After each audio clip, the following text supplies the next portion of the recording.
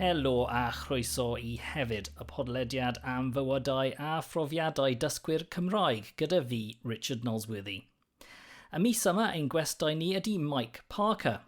Darlledwr ac awdur ydy Mike. Mae e'n byw yng Canolbarth, Cymru ers 2000. Efallai bod chi wedi darllen un o'i lyfrau am Gymru, teithio neu fapiau fel Map Addict, On the Red Hill neu All the Wide Border. Nes I recordio gyda Mike nôl ym mis Hydref 2024. Mwynhewch ein sgwrs.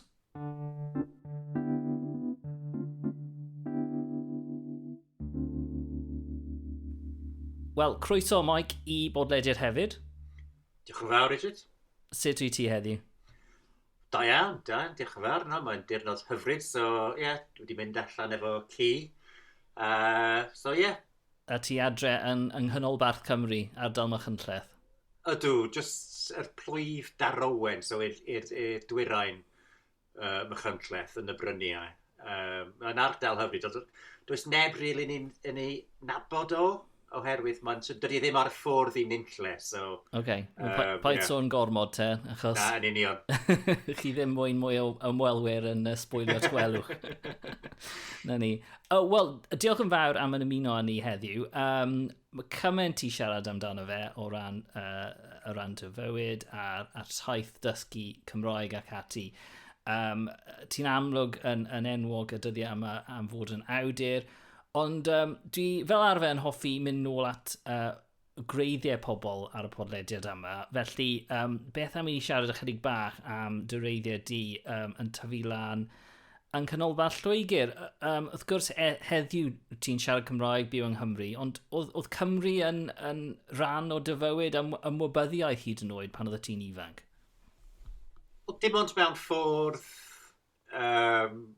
oedd yn y gorwel gorllewinol fi. I mean, ces I fy magu yn Worcestershire, swydd Caerangon yw yn y Gymraeg. So, mae'n 35 milltir o'r ffin, dwi'n meddwl. So, o'n i'n gallu gweld y bryniau a gororau ar y gorwel. I mean, mae'r bardd A.E. Houseman, mae'n dod o'r un ardal o Worcestershire a fi.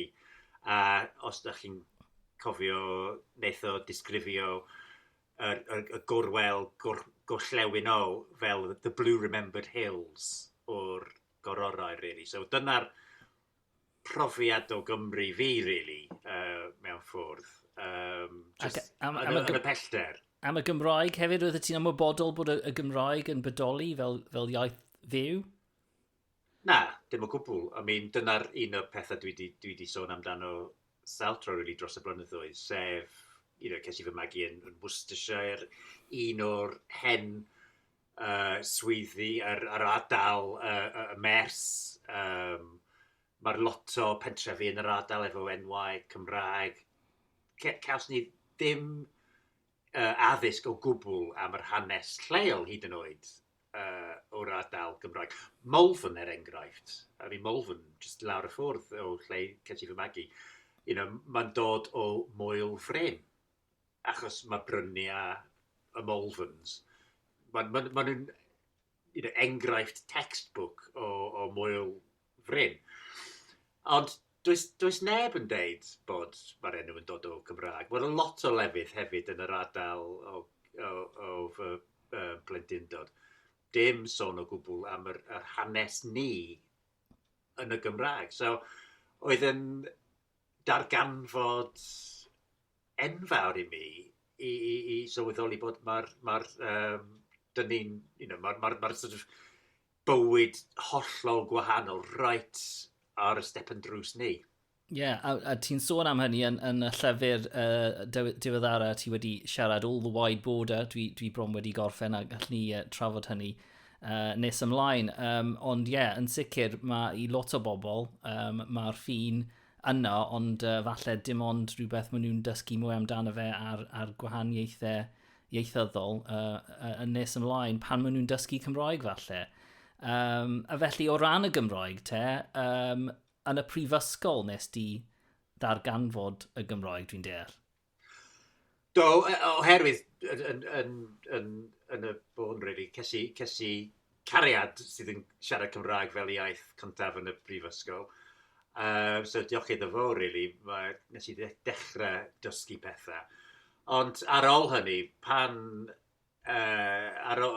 i'n brifysgol yn Llundain, ac ar ôl hynny, ces i swydd yn Caergrawnt, Cambridge, am spel, a dwi'n cofio gweld ar unrhyw bwrdd hysbysebion, just cerdyn bach yn deud, are you interested in learning Welsh? Os da chi, dyna'r cysill. So, am 6, 7, 8 wythnos, dwi'n cofio mynd i'r stafell ffrwnt myfyrwr o'r prifysgol Caergrawnt sydd yn dysgu fi a un arall, dwi'n meddwl, falle 2 arall, yn y sort of, dechreuad y Gymraeg, really. So oedd yn y profiad cyntaf fi dysgu Gymraeg mewn stafell ffrwnt yng Caergrawnt. So, either odd. So pryd fel hyn wedi bod yn y 90au, dechrau 90au felly? Yn union. A wedyn, dwi'n deall bod ti wedi sôn ychydig pan o'n i'n trefnu'r sgwrs yma am y rave scene a mynychu raves yng Nghymru. Oedd hynna yn reswm i ddod yn ôl neu croesi'r ffin draw i Gymru i ti ar ôl byw yn Caergrawnt? Wel, oedd y cyfnod fi yn Caergrawnt yn fyr iawn. O'n i'n just yn ar am flwyddyn a hanner, dwi'n meddwl. Ar ôl hynny, nes i symud i Birmingham. So, bron ar ardal genedigaeth fi, really, mewn ffordd. A just, es i i'r dosbarth Cymraeg yn Birmingham hefyd. Dosbarth swyddogol, actually, yn Birmingham, yn y canolfan ieithoedd, yn y canol y ddinas, the Brass House, yw enw fo. Mae'n just enfawr. Llawer, dwi'n cofio mynd i'r dosbarth Cymraeg ac yn gweld ar y bwrdd yn deud, stafell 1 i, grade 6 Urdu, stafell 2 i, grade 2 Welsh, stafell 3 i Albanian, ac yn y blaen. So mae bob un y iaith y byd yn cael ei ddysgu yn y Brass House, yn y canol Birmingham. But ar y pryd, ti'n iawn, o'n i'n cymryd rhan yn lot o raves ac yn y blaen. Ac hefyd, yn dechrau sgwennu The Rough Guide to Wales. So, y 2 beth i gilydd, really, sort of raving a ymchwilio a sgwennu The Rough Guide to Wales trwy'r 90au. Beth oedd sbardun felly? Beth oedd y sbardun i ti pan oedd ti'n dechrau dysgu Cymraeg yn Birmingham? Beth oedd y motivation? Beth oedd ti ôl y reswm nes ti ddechrau dysgu o ddifri o ran dysgu Cymraeg? Wel, just rhyw fath o diddordeb. Dwi ddim yn gallu yn union yn disgrifio fo. Wrth gwrs, dwi ddim yn gallu defnyddio fo ar y dydd i dydd yn Birmingham. Ond, o'n i'n eisiau byw yng Nghymru un dydd yn bendant. O'n i'n bwriadu dod i Gymru rhywbryd. Ddim quite sure pryd, ond, oedd yn bwriad bendant i fi hyd yn oed ar y pryd. So, gan ddod i ymchwilio The Rough Guide, a gan ddod i fynd i parties a raves ac yn y blaen, y 2 beth i gilydd yn just cryfhau y bwriad, really, o flwyddyn i flwyddyn. So, ac yn y diwedd, nes i symud yn y dechrau 2000, y flwyddyn 2000. So, mae'r millennium newydd, mae lot o pethau yn y awyr, y pryd, newid, mae'n amser i newid eich bywyd ac yn y blaen. So, o'n i'n freelance, so oedd yn digon hawdd, really, just i symud. So, o'r diwedd, des i Gymru. Efo bach o Gymraeg yn y cefndir, so dwi wedi dysgu dim bach, ond dim llawer o gwbl, really. Ie. Yeah. A oedd ti wedi torri tir newydd, really, gyda'r rough guide, achos hwnna oedd y rough guide cynta i Gymru, ond oedd e. Sut oedd y profiad yna? A nes di ddysgu unrhyw beth am y iaith yn ystod y cyfnod, yn ystod y cyfnod yn wneud ymchwil ac ysgrifennu'r llyfr? Do. I mean, oedd yn lot, achos oedd yn... be oedd y sort of pwrpas the rough guides 30 mlynedd yn ôl, oedd nid just arwain lyfr i lefydd ar, lle i aros, lle i fwyter ac yn y blaen. Ond wnaeth nhw cael balchder, really, yn wneud mwy o cyd-destun diwylliannol, cyd-destun hanesyddol, cyd-destun llenyddol ac yn y blaen. So, oedd e sort of,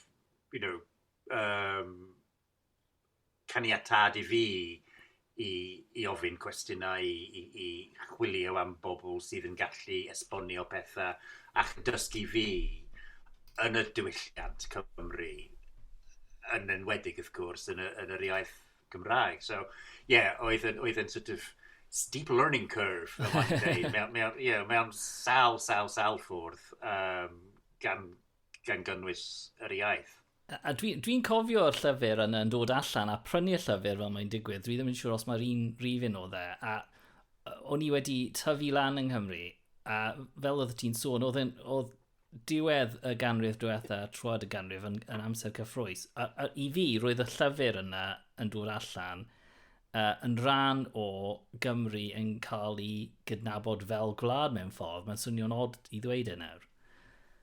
Wel, mae'n lyflu i glywed hynny, Richard, oherwydd dyna'r oedd y bwriad fi yn gryf iawn. I mean, o'n i'n gwrfod brwydro am Rough Guide to Wales ar wahân. So, dwi'n stwfnig iawn, a dwi just yn deud, honestly, trust me boys, mae'n mynd i fod yn oce. Ac oedd yn oce. Wnaeth y llyfr yn mae lot wedi gwerthu'n llawer, oedd yn llwyddiannus iawn. Dwi ddim yn siŵr, dwi wedi rhoi gorau yn neud y rough guide 15 mlynedd yn ôl. Ond, mae'n dal yn cael ei cyhoeddi hyd yn oed 30 mlynedd wedyn. So, really diddorol sut mae'n... But i fi oedd yn mor bwysig i dangos bach o... commitment, really, i Gymru fel rhywle ar wahân, a rhyw gwlad ar wahân i hunan hefyd. A dyna'r, mae rough guides yn falch iawn o'i hanes nhw fel gyhoeddwyr, progressive, liberal, ac yn y blaen. Well, put your money where your mouth is, kids. A fe nath nhw yn y diwedd. Yn y diwedd, ar a lot o dadla. Gwych. Wel, o'n i'n hoffi, mae yna quote gyda ti ar diwefan di sy'n symud ni ymlaen i ran nesaf dy fywyd. In 2000, I moved to Mid-Wales, learned Welsh and went bald. A dwi ddim yn siŵr os oedd cysylltiad rhwng y tri peth yna, ond... Efalle, ie. So, oedd y flwyddyn yna yn un eitha pwysig i ti, oedd y newid eitha mawr. Beth wyt ti'n cofio am y cyfnod yna? Oedd yn môr gyfrwys, jyst i dechrau... Do'n i ddim yn gwybod yn union be o'n i'n gwneud. Cesi, dim gwaith o gwbl, nes i ennill bron dim arian o gwbl. Dwi ddim yn cofio sut nes i actually yn neud o, really. Ond, nes i ffandio fflat bach rhwng Aberystwyth a Machynlleth i rentio. Oedd yn amser mor gyffrous jyst i darganfod ac i weld, jyst newid sut dwi'n gweld Cymru tu allan Cymru i fod yn rhan o Gymru. So oedd yn newid fundamental iawn, ond dwi'n cofio just yn teimlo, dyna'r lle mae'r gweddill fy mywyd yn dechrau fan hyn, really. So, amser ffantastig, really. A sut oedd y croeso ges ti yn yr ardal yna? Oedd hi'n hawdd i ddod i nabod pobl a bod yn rhan o'r gymuned? Oedd. So, o'n i'n Llancyfelin, so bentre bach iawn o'r ffwrdd rhwng Treddol a'r Borth ac Ynys Las. So, ar y ochr cwrs Focno.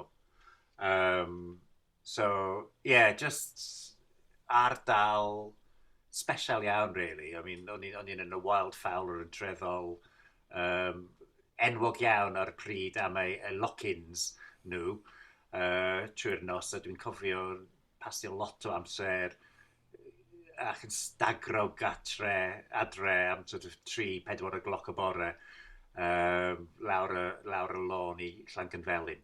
Oedd yn amser mor gyfrwys. Fel dweud ti, really, just i weld y byd trwy'r llygad newydd, sef llygad Cymraeg. A rwy'n dysgu Cymraeg nôl ar yr agenda hefyd. O'r syth, ie. A nes di cwrs wlpan cwrs dwys felly yn Aberystwyth? Ie, haf. So nes i symud i Llancyfelin yn mis Mai 2000 a'r es i i'r cwrs dwys yn Aberystwyth y mis Awst. Am fis cyfan. So, oedd yn profiad. Mae'n profiad ffantastig, really, achos da chi'n gallu mynd i dosbarth nos, 2 waith y wythnos am flynyddoedd, a dim really cael digon o hyder i defnyddio y Gymraeg tu allan y dosbarth. Ond be mae'r cwrs dwys, mae'r cwrs wlpan yn rhoi, really, ydy digon o hyder, dwi'n credu. Just i teimlo bod chi'n gallu defnyddio fo. Hyd yn oed os da chi'n gwneud camgymeriadau, of course, da chi'n mynd i wneud camgymeriadau. Of course, da chi'n mynd i defnyddio Wenglish.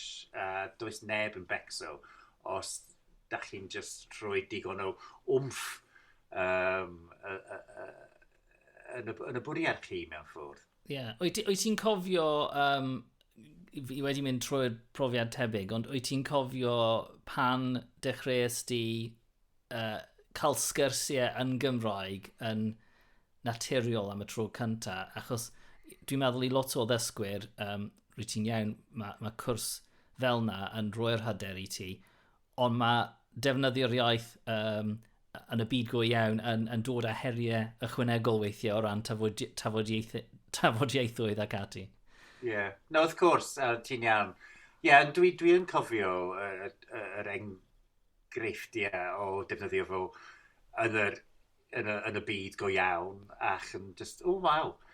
A pan da chi'n just, mae'r sort of, mae'r Rubicon dwi'n cofio oedd ar ôl i mi defnyddio Cymraeg am spel yn y pub, neu probably yn y pub, swn i'n feddwl. Ac yn just yn sylweddoli bod dwi wedi defnyddio Cymraeg am y 5 munud, 10 munud diwetha, heb feddwl amdano. Dyna sort of, the light bulb moment, really. Dwi ddim di poeni, dwi meddwl amdano, dwi ddim di, becso am, be mae gair am, be mae'r sort of ending, all that.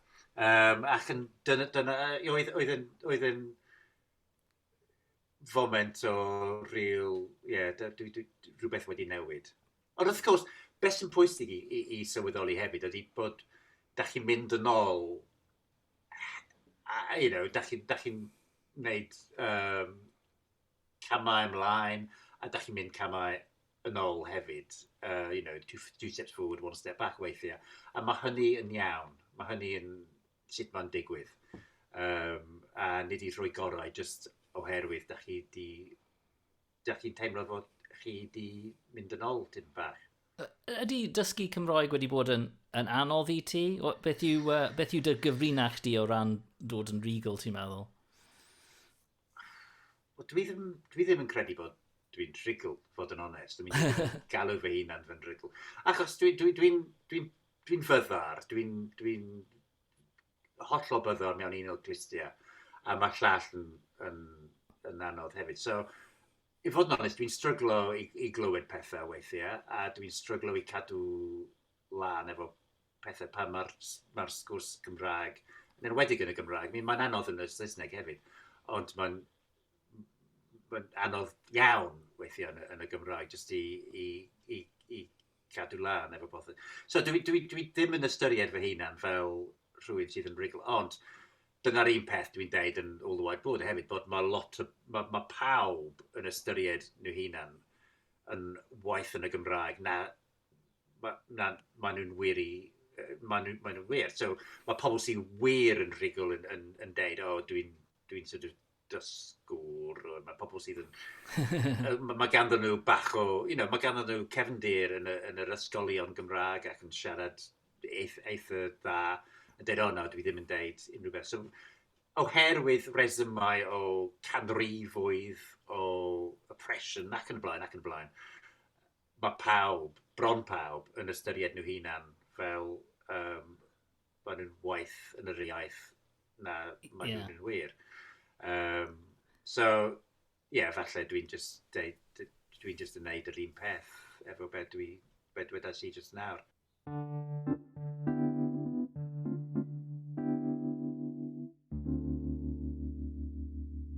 Ac o ran y cyfnod nesaf yn dy fywyd, nes ti symud i Gymru wrth gwrs, a wedyn ers hynny wedi cael cyfle i ysgrifennu nifer o lyfrau, a mae yna thema neu themau cyffredin sy'n mynd trwy ran helaeth ohonyn nhw, sef mapiau a lleoedd ac iaith i raddau. Yr un diweddara, all the wide border, dych chi'n teithio lawr y ffin rhwng Cymru a Lloegr. A mae'n amlwg bod hwn yn bwnc pwysig iawn o ddiddordeb mawr i ti. Sut wyt ti'n teimlo felly ar ôl astudio y Gymraeg, y Saesneg a gwahaniaethau rhwng y ddwy wlad? Sut wyt ti'n teimlo am y perthynas yna wedi wneud cymaint o grwydro ac ymchwilio? Wel, mae'n cwestiwn enfawr, really, achos fi'n ti'n iawn, be dwi'n licio sgwennu ydy, dwi'n dechrau efo clefydd, dwi'n dechrau ar y map, efo, rhywle, a dwi'n ehangu i mewn i sort of pwnciau o hanes a gwleidyddiaeth a hunaniaeth a'r iaith, a rhywioldeb, a lot o dylanwadau eraill sydd yn dod i mewn a dwi'n cymysgu nhw i gilydd ac yn gweld beth sy'n dod allan o'r cymysgiad, really. So mae'n cymysgiad odd, dwi'n gwybod yn iawn, ond dyna sut dwi'n gweld y byd, really. A mae o ran y cwestiwn ti di gofyn, dwi'n sort of... Mae'r perthynas yn newid trwy'r amser fel unrhyw perthynas pwysig yn dylai fod mewn unrhyw perthynas pwysig dwi'n credu. Dydy ddim yn fixed am byth, So, o ran... y llyfr nesaf dwi'n just dechrau sgwennu nawr ydy am y leoliad dwi'n dechrau efo ydy Canolbarth Lloegr, oherwydd dwi'n eisiau mynd yn ôl at y tarddiad mewn ffordd, tarddiad fi, ac yn gweld, be mae'r ystyr i fi y dyddiau yma, a sut mae hynny yn, So, dwi wedi dweud saltro bod, pan mae pobl yn gofyn i fi, ti'n teimlo mwy Gymraeg y dyddiau yma, neu mwy Gymreig, neu mwy Saesneg.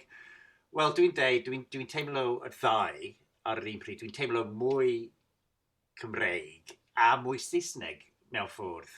Ar ôl bron cwrt y canrif o fyw yn Cymru nawr, dwi'n teimlo llawer mwy Cymreig a Cymraeg, ond ar yr un pryd, dwi'n gallu gweld bod dwi'n dod o rhywle arall yn yr eidl. A mae'n sort of rhoi y cefndir yn Lloegr mewn ffocws mewn ffwrdd. So dwi'n gallu gweld yr rocket. So, dyna, mae'r, be mae gair am contradiction? Gwrthweid? Sa'n siŵr.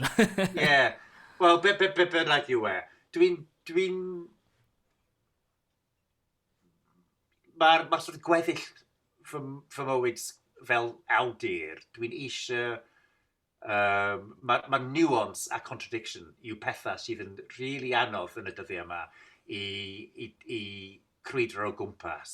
Oherwydd, dyn ni'n byw mewn byd lle mae algorithms yn redeg popeth yma. Popeth yn mynd mewn llunellau yn syth iawn. So dwi'n eisiau chwarae yn yr ardaloedd lle mae dau beth sydd yn gyferbyn yn gallu bod yn wir ar y un pryd. Dyna'r challenge i fi, a dyna dwi'n credu, dyna'r challenge i ni gyd fel cymdeithas i gofio bod mae rhywun yn gallu teimlo mwy Cymreig a mwy Cymraeg a mwy Saesneg ar un pryd. A mae'n iawn. Mae'n iawn. Dyna ddim yn cystadleuaeth rhwng y ddau pob tro. So, dwi ddim yn siŵr os fi wedi ateb dy cwestiwn di, ond... Yn sicr. Dwi'n meddwl, un peth oedd yn taro fi yn y llyfr, all the wide border, oedd sut oedd y pandemig yn effeithio ar y ffin, ar agweddau gwahanol, nid yn unig o ran hunaniaeth a'r deryddiaeth, ond hefyd i iaith, achos mae llawer o bobl wedi dysgu Cymraeg yn ystod y pandemig. So, fel ti'n dweud, mae'r perthynas, mae'r ffin yn newid trwy'r amser. Wyt ti'n meddwl bod y pandemig wedi gadael i farc ar y ffin? Yn hollol. Achos, am y tro cyntaf yn ein bywydau ni, oedd y ffin really yn golygu rhywbeth, i bawb. Pobl sydd yn byw yn yr ardaloedd, dau ochr y ffin, yn just... Nes i cwrdd â lot o bobl o'r ochr arall y ffin yn Lloegr, yn swydd Henffwrdd, a swydd Amwythig, a swydd Caerloyw, yn deud, oedd yn real sioc iddyn nhw bod oedd nhw ddim yn gallu mynd dros y ffin i llefydd. Maen nhw'n mynd am dro o'r penwythnos neu be bynnag. So, dwi'n disgrifio yr ffin yn y llyfr fel sort of ffens trydanol. A weithiau mewn hanes, os da chi'n edrych ar yr hanes hir y ffin, weithiau mae'r sort of ffens trydan wedi cael ei plygio mewn, a mae'n fyw, mae volts yn mynd trwyddo, a weithiau mae'r plug yn cael ei mynd i ffwrdd, a'r mae'n bron yn sort of inert.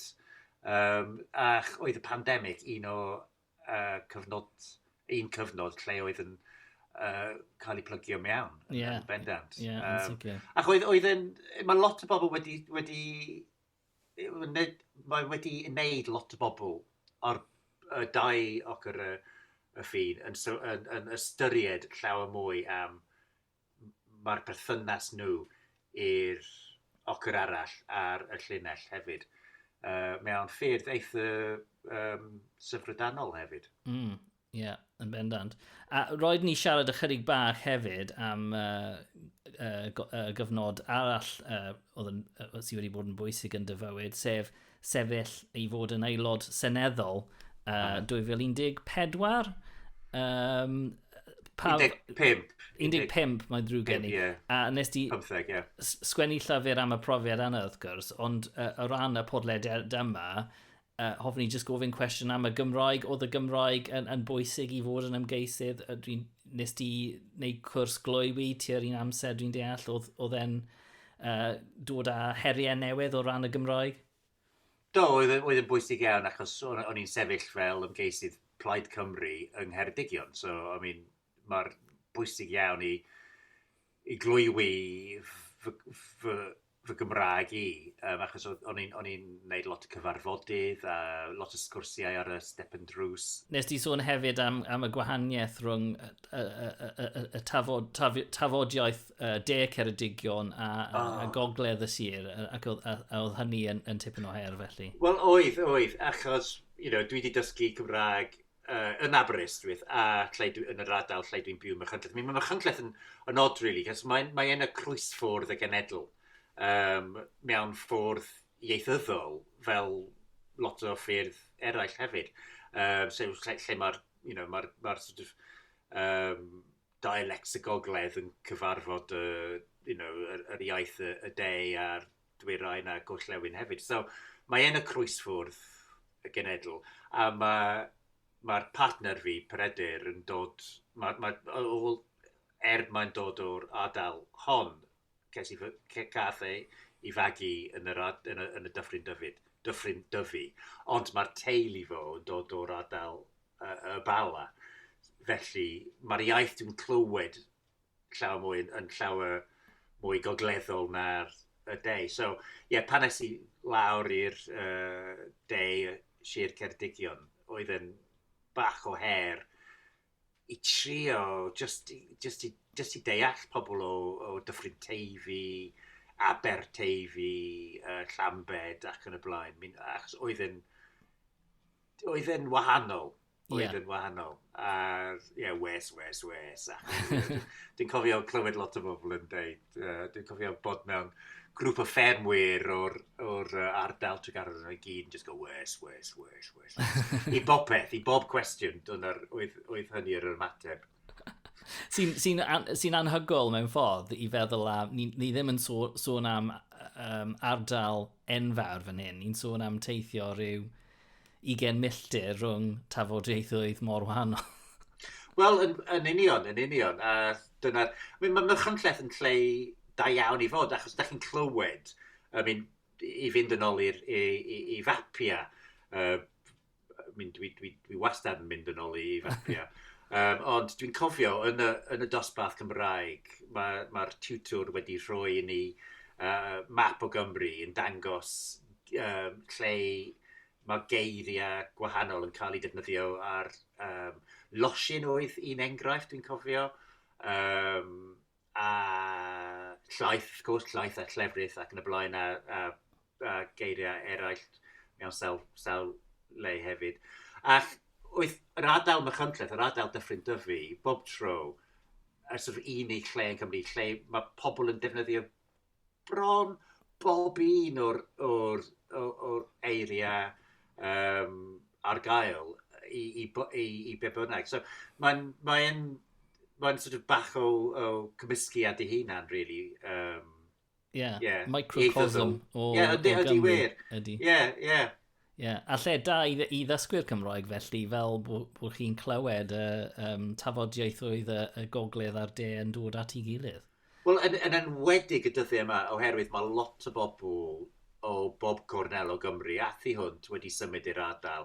Mae lot o bobl yn y dyddiau diwethar wedi, pobl o Gymru sydd wedi mynd i brifysgol dros y ffin neu lle bynnag a gweithio tu hwnt am spel a eisiau dod yn ôl i Gymru. Maen nhw wedi symud i'r ardal Machynlleth ac Aberystwyth. Mae Canolbarth yn bwrlwmus iawn ar hyn y bryd efo lot o bobl a pobl sydd yn creu cerddoriaeth a llenyddiaeth a barddoniaeth. Mae'n wych i weld oherwydd mae'n gyffrous iawn, actually. Gwych, ardal hyfryd iawn.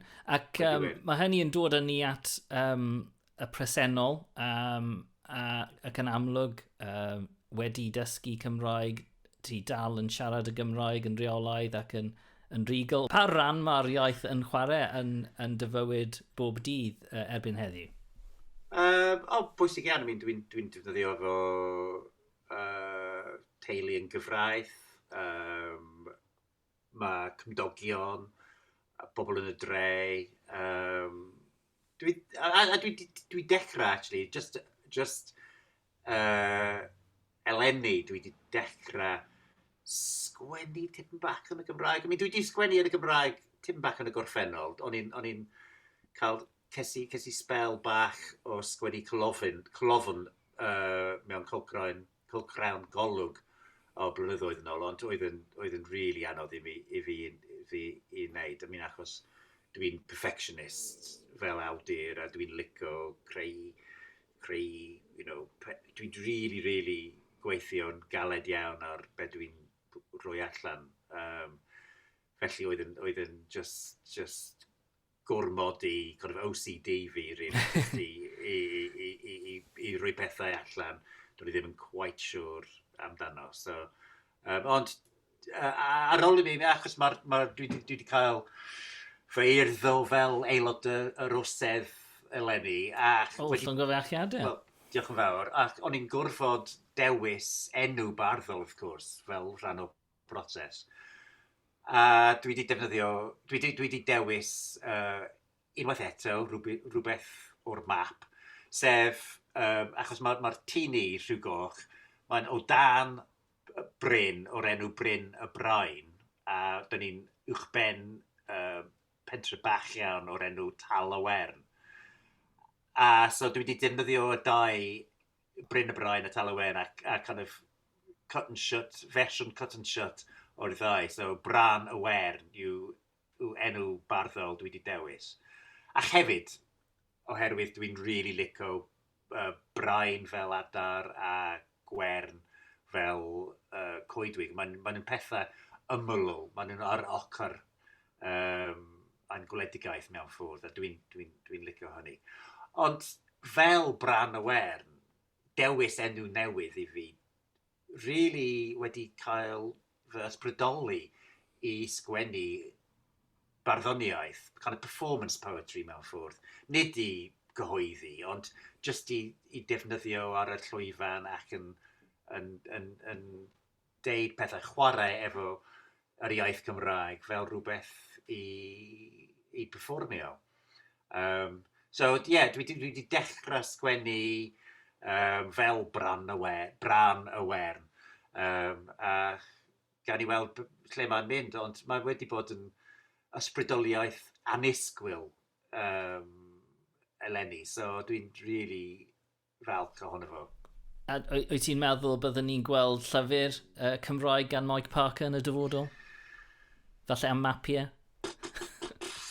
Dwi ddim yn siŵr, fod yn onest, achos fel dweres i, dwi'n perfectionist. Ac hefyd, dwi'n caru yr iaith Gymraeg, ond dwi'n caru yr iaith Saesneg hefyd, a dwi'n cefnogi yr hawl unrhyw un i defnyddio ei iaith cyntaf, lle bynnag, pryd bynnag, mae'n yn eisiau.